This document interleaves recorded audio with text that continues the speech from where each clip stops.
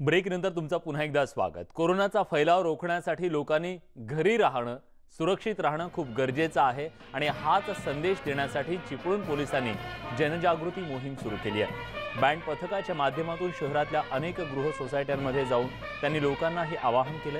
देश सेवा करायची असेल तर ती घरी राहून करावी असा संदेश यावेळी या संचलनासह अनेक देशभक्तीपर गीतं सुद्धा सादर करण्यात आली। लोकांनी घराबाहेर पडू नये असा आग्रही विनंती सुद्धा चिपळूण पोलिसांकडून नागरिकांना केलं जात आहे।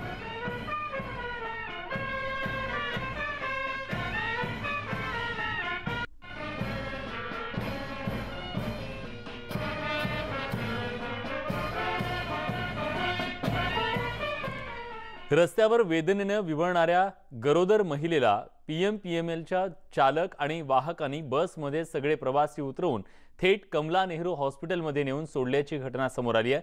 सिंहगड रोडला अत्यावश्यक सेवेसाठी काम करणाऱ्या पीएमपीच्या फिरोज खान या चालकाला एक महिला रस्त्याच्या बाजूला वेदनेने विवळत असल्याचं दिसलं। त्यानं तात्काळ बस थांबवून बसचा वाहक विजय मोरेच्या मदतीने महिलेला बसमध्ये घेतलं आणि तातडीने हॉस्पिटलला बस नेण्याचा निर्णय घेतला। बसमधल्या इतर प्रवाशांना बसमधून उतरवून त्यांनी हे काम केलं आणि स्वाभाविकपणे त्या सगळ्यांचे पैसेही परत केले। त्यानंतर या महिलेला कमला नेहरू हॉस्पिटलमध्ये नेऊन सोडलं। ॲम्ब्युलन्स मिळत नसल्याने ही परिस्थिती उद्भवली होती। आज या महिलेला मुलगी झाली आहे, दोघेही सुखरूप आहेत। पण या वाहक आणि चालकानं जे प्रसंगावधान दाखवलं त्याबद्दल मात्र सगळ्यांकडून यांचं कौतुक होत आहे। राज्यातल्या लॉकडाऊनचा फटका कामगारांना आणि मजुरांना सुद्धा बसलाय। दापोली तालुक्यातल्या बुरोंडी इथं कर्नाटकातल्या विजापूरहून आलेले मजूर अडकून पडलेत। या कामगारांची मात्र मोठी आबाळ होतीये। अनेक वेळा प्रशासनाला सांगून सुद्धा कामगारांच्या 2 वेळच्या जेवणाची सोय होत नसल्याने कामगार मोठ्या चिंतेत आहेत। त्यामुळे आम्हाला आमच्या गावी जाऊ द्या अशी मागणी हे सगळे कामगार करतायत।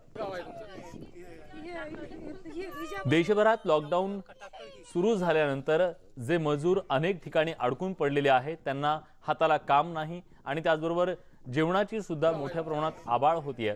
अशा परिस्थितीमध्ये या लॉकडाऊनचा कालावधी वाढणार अशी बातमी आता येऊ लागल्यानंतर स्वाभाविकपणे या सगळ्या मजुरांच्या चिंतेत भर पडली आहे।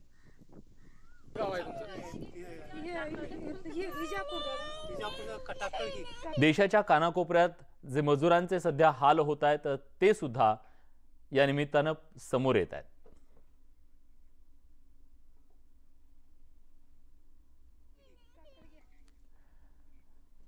देशभरात लागू करण्यात आलेल्या लॉकडाऊनचा मोठा फटका शेतकऱ्यांना बसलाय। बीडमध्ये 25 एकरावरची मोसंबी पीक 25% फळ हे गळून पडलंय। येत्या 2 ते 3 दिवसात मोसंबी काढली नाही तर संपूर्ण फळ गळून जाईल। त्यामुळे शेतकऱ्यांना हातगाडीवर फळ विकण्याची परवानगी देण्याची मागणी शेतकरी करतायत। काढणीला आलेली मोसंबीच्या बागेचा 25 लाख रुपयांचा सौदा झाला। मात्र व्यापारी ज्या दिवशी घेऊन जाण्यासाठी येणार त्याच दिवशी लॉकडाऊन झाला। त्यामुळे शेतकऱ्याचं हे अतोनात नुकसान झालंय। दुष्काळ, पाणी टंचाई आणि अनेक नैसर्गिक संकटामधून तलहाताच्या फोडाप्रमाणे जगवलेल्या मोसंबीच्या बागा डोळ्या देखत इथं फळ आलेलं आहे। मात्र मार्केट बंद असल्यामुळं, लॉकडाऊन असल्यामुळं हे फळ जागेवरतीच गळून पडतंय। आपण शेतकऱ्यांना विचारणार आहोत, काय सांगाल, कशा पद्धतीने बाग जोपासली, आता किती नुकसान होतंय, तुमचा माल मार्केटमध्ये जातोय का?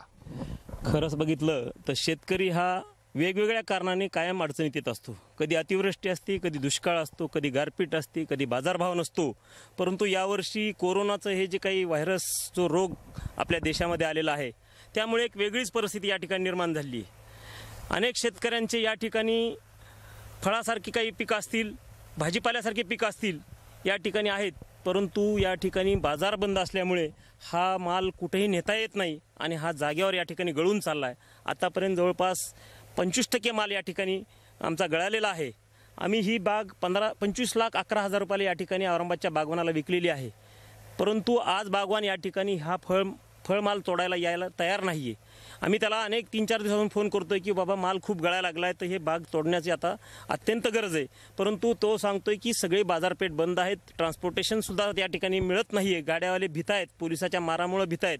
त्या ठिकाणी ज्या ठिकाणी गाडी घेऊन जाऊ त्या ठिकाणी गाड्या खाली होत नाहीत, त्या ठिकाणी उपासमार होती आहे ड्रायव्हरची, त्यामुळं कोणताही ट्रान्सपोर्टवाला या ठिकाणी गाडी द्यायला तयार नाही। मोसंबी असेल, खरबूज, टरबूज, केळी ही जी काही पिकं आलेली होती ही उन्हाळ्यामध्ये मार्केट त्यांना खूप चांगल्या पद्धतीने भेटतं या आशेने शेतकऱ्यांनी लावलेले असतात. मात्र हे लॉकडाऊन आल्यामुळं कोरोना व्हायरसचा हा वेगळा परिणाम म्हणजेच मार्केट पूर्णतः हे झाल्यामुळं इथला शेतकरी आणि त्याची अर्थव्यवस्था मोडकळीस आलेली. हातातोंडाशी आलेला घास इथं कधी निसर्गाने हिरावून घेतला, मात्र यावेळेस मार्केट बंद असल्या कारणानं शेतकरी पुन्हा एकदा अडचणीत आलाय. या अडचणीत आलेल्या शेतकऱ्याला सरकारनं मदत करावी अशीच मागणी शेतकरी वर्गातून केली जाते. कॅमेरामन प्रकाश जाधव सोबत सुरेश जाधव, न्यूज 18 लोकमत, बीड. तेव्हा कोरोना कोंडीत अडकलेल्या बळीराजाची लवकरात लवकर सुटका व्हावी हीच अपेक्षा. बुलेटिनमध्ये आपण इथेच थांबतोय. ताज्या घडामोडींसाठी बघत रहा न्यूज 18 लोकमत.